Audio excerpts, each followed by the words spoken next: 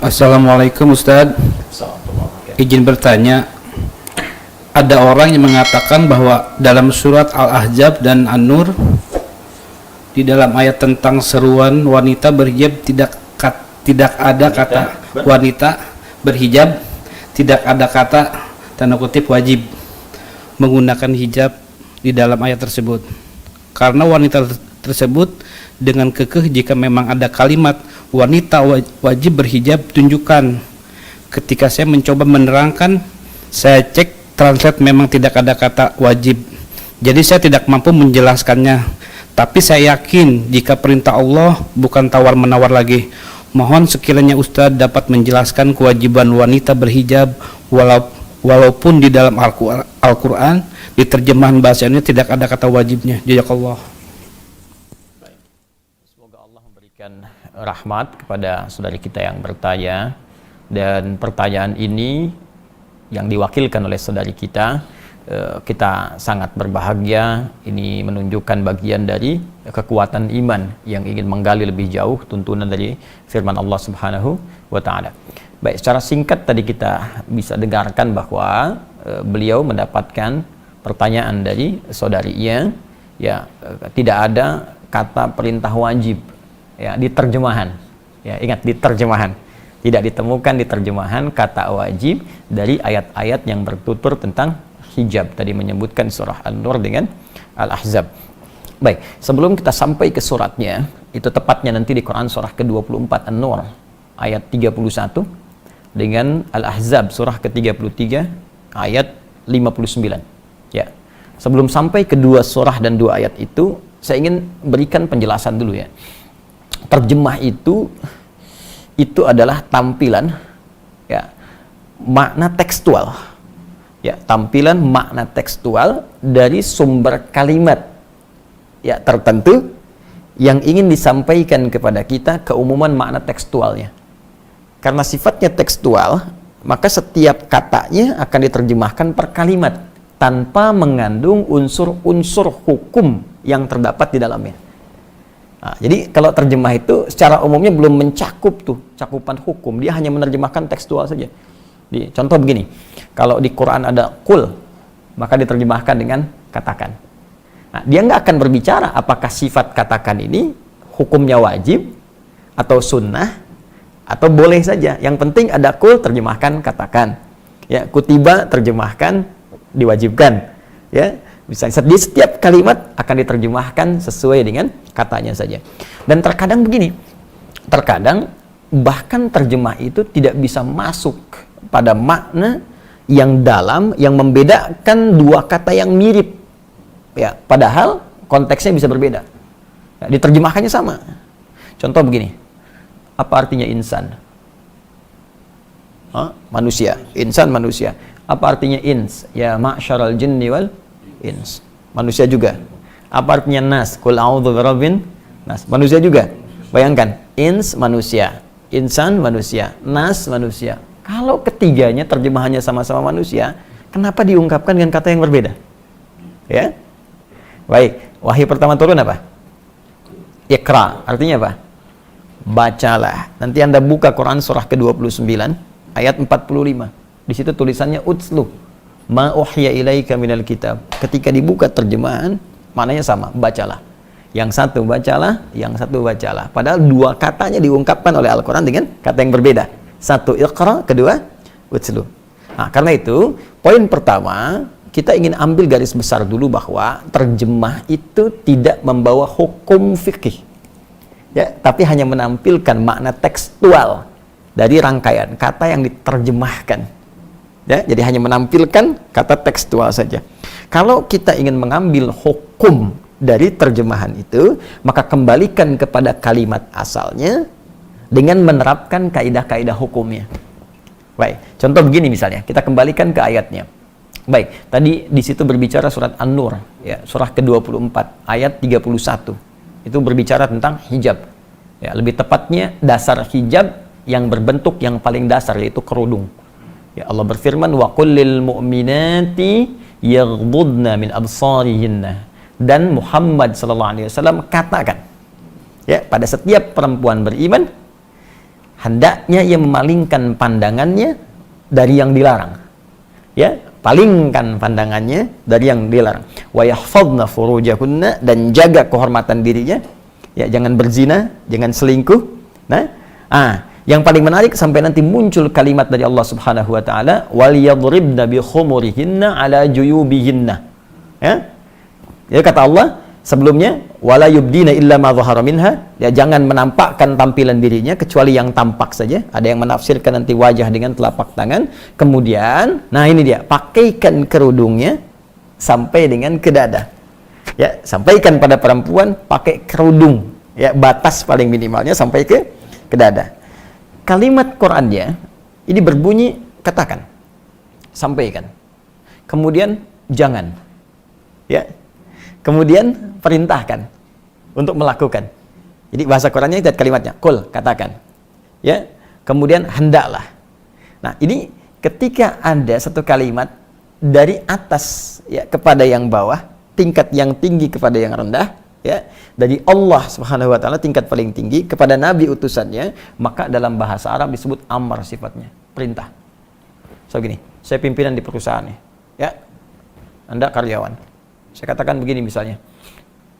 Tolong ke bawah. Ya. Baik. Ambil teh di bawah. Baik. Maka sifatnya apa? Perintah kan? Tapi kan saya nggak katakan wajib, tidak kan? Saya katakan perintah, tolong ke bawah, ambil teh. Nah, ini Allah menyampaikan kepada Nabi, katakan pada semua perempuan-perempuan, palingkan wajahnya dari yang dilarang. Jaga kehormatan dirinya, jangan berzina, jangan tampakkan bagian tubuhnya, kecuali yang biasa nampak saja. Baik, ada yang mengatakan wajah dan telapak tangan, lalu pakai kerudung sampai ke dada. Baik, karena kalimatnya sifatnya perintah, walaupun tidak mengandung kata langsung wajib di situ, maka dikembalikan kepada dasar fikih. Dasar fikih itu produk pembentuk hukum. Ya, jadi kalau Al-Quran sumber hukum, kalau menjadi sebuah ketentuan hukum namanya fikih. Fikih punya dasar, namanya qawaid fikih. Ya, pokoknya disebut usul fikih. Bingung ya? Oke, karena itu nggak mudah. Jadi kalau belum paham kaidah, jangan bicara hukum. Ini biarkan ulama, ya. Sama kayak kita nyari obat kan, kita tanya dokter, ya. Terus dibikin ramuan. Jadi jangan semua orang bisa ngasih obat, ya. Semua ada spesialisasinya. Nah, maka di usul fikih ini ada kaidah berbunyi begini: al aslu fil amri lil wujub hatta yadullad dalilu ala khilafihi. Ya, asal makna sebuah perintah itu mengandung hukum wajib. Jadi tidak harus kalimatnya langsung berkata, saya wajibkan. Muhammad katakan pada umatmu, saya wajibkan. Tidak. Jadi setiap ada unsur perintah, ya, maka sifatnya wajib. Setiap ada unsur larangan, jangan. Ya, jangan itu kan perintah untuk meninggalkan, disebut larangan. Perintah mengerjakan, perintah meninggalkan. Perintah meninggalkan disebut nahyun, larangan. Perintah mengerjakan disebut amrun, lakukan. Ya, maka sepanjang ada kalimat dari Allah, kerjakan, lakukan, itu sifatnya perintah. Maka dalam kaidah dasar fikih, dasar hukum Islam, jika ada nada perintah, maka sifatnya wajib. Kecuali ada keterangan lain yang menjadikan kewajiban itu turun tingkat hukumnya menjadi sunnah atau mubah, standar. Nah, contoh, poligami. Kenapa ketawa? Kenapa ketawa?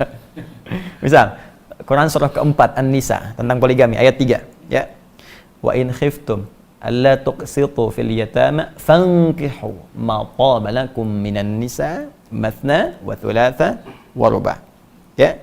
Jika engkau khawatir, ya, tidak mampu berlaku adil pada anak-anak yatim ini ketika engkau ingin menikahinya, ya, dalam hal perawatannya, maka perintah sifatnya nikahi, kata Allah. Silakan nikahi. Ya, untuk bisa membantu merawat mereka, kamu boleh nikahi. Bisa 2, 3, atau 4. Ya, 2, 3, atau 4. Kalau dibaca sampai sini saja, jadi perintah. Maka wajib tuh. Artinya kalau yang nggak poligami, dosa. Ya kan? Nah, tapi kita teruskan ayatnya. fa in khiftum alla ta'dilu fawahidatan. Ya. Tapi kalau Anda malah nanti nggak bisa berlaku adil dengan berpoligami itu, ya tidak ada memenuhi kualifikasinya, syaratnya tak terpenuhi, bahkan nanti berpeluang menjadikan suasana rumah tangga tidak muncul sakinah, nggak ada mawaddah, nggak ada rahmah, cukup satu aja. Ya, satu aja samara susah, terus pengen dua gitu kan, kata Quran tuh gitu. Nah, jadi jangan sampai diartikan nanti hukum poligami wajib, karena ada keterangan lain yang menjadikan tadi kalimat perintah turun. Ya, bisa menjadi sunnah, mubah, atau bahkan turun nanti geser ke kiri, makruh. Ya, kalau dikerjakan jadi buruk misalnya, atau muncul suasana yang dilarang oleh Allah Subhanahu wa taala. Jadi, pertama, kita bisa simpulkan bahwa kalimat wajib ya di dalam ayat Quran surah ke-24 An-Nur ayat ke-31 itu ditemukan dari bentuk katanya. Ya, dalam bahasa Al-Quran, yaitu sigat kalau dalam bahasa Arab, dari unsur bentuk katanya yang berupa perintah. Sedangkan perintah diartikan sebagai wajib. Jelas di sini? Nah, itu baru kerudung. Ini yang paling pokok dasar. Jadi bagi perempuan itu sekecil-kecilnya berkerudung. Nah, ya, jadi kalau sekecil-kecilnya berkerudung, batasnya sampai dada. Ya, cuma kan gini, di zaman Nabi itu dulu belum ada mukena seperti kita sekarang. Ya, kain boleh jadi terbatas. Jadi kalau muncul perintah sholat misalnya, ya, atau misalnya ini ketiup angin sedikit bisa terbuka dan sebagainya, kan? Nah, ini karena itu dalam hal tertentu muncul kejadian ada sebagian perempuan malam-malam mau ke toilet diganggu oleh preman-preman di awal masa Islam. Di preman sudah ada dulu. Nah, cuman pada taubat. Jadi kalau sekarang masih ada preman telat gitu ya, telat. Nah, jadi diganggu. Nah, saat diganggu dilaporkan pada Nabi, esoknya turunlah Quran surah ke-33 Al-Ahzab ayat 59. Ya, Allah berfirman, ya ayyuhan nabi qul li azwajika ya wa banatika wa nisa'il mu'minin yudnina 'alaihinna min jalabibihinna. Ya, wahai Nabi SAW, katakan, perintahkan. Nah, qul, katakan, perintahkan. Ya, kepada istri-istrimu, anak perempuanmu dan perempuan beriman dimanapun. Imannya dipertaruhkan. Dipertaruhkan. Apa yang dikatakan di sini? Mulai sekarang rendahkan. Ya, jilbabmu, kerudungmu itu rendahkan jilbabnya. Jadi menutup lebih bawah lagi. Ya, asa an yu'rafna fala yudzain. Dengan demikian dikenali, nanti kamu nggak diganggu lagi. Jadi ayat ini ingin menegaskan kerudung yang dipakai itu sebagai identitas bagi seorang muslimah. Yang kedua, penanda kekuatan iman, kan? Yang ketiga, kalau sudah mengenakan begitu, maka muslim-muslim, pria-pria mesti peduli. Kalau diganggu, mesti dilindungi. Ini sebetulnya jilbab itu Allahu Akbar, sayang Allah. Jadi bukti cinta Allah kepada perempuan beriman, itu diturunkan jilbab. Asalnya supaya nggak diganggu gitu. Jadi saking sayangnya Allah pada setiap perempuan beriman, jangan diganggu perempuan beriman. Ya, dari mana kita tahunya ya Allah dia beriman? Lihat, berjilbab gak? Ini identitas pertamanya. Di sepanjang Anda menemukan yang berjilbab diganggu, bantu mereka. Ya, kesulitan, bantu mereka. Itu asalnya. Jadi ketika diturunkan itu untuk meringankan perempuan, bukan untuk menyulitkan. Ya. Yang kedua, pertanda iman. Ya. Jadi yang ketiga, ini memudahkan dalam syariat. Jadi kalau dilonggarkan itu, longgar, nanti kalau di Arab kan nggak ada mukena tuh. Jadi dia bisa langsung dipakai untuk sholat sekaligus langsung. Ya. Nah, seperti ini. Jadi serendah-rendahnya menggunakan kerudung. Ya, rendah itu bukan menunjukkan rendah, tidak, karena nanti ada beberapa aktivitas yang memang sulit dikerjakan dengan menggunakan jilbab panjang. Maka paling minimal sedada itu.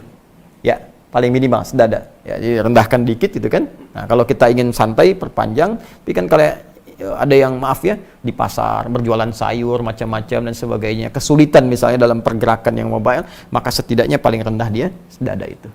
Nah, ini yang dimaksudkan di dua ayat tadi. Jadi kata wajib tidak tertuliskan di terjemahan karena memang terkandung unsur hukumnya di balik kalimat perintah di dua ayat tadi. Nah, tapi yang ingin saya tekankan di sini, karena itu belajar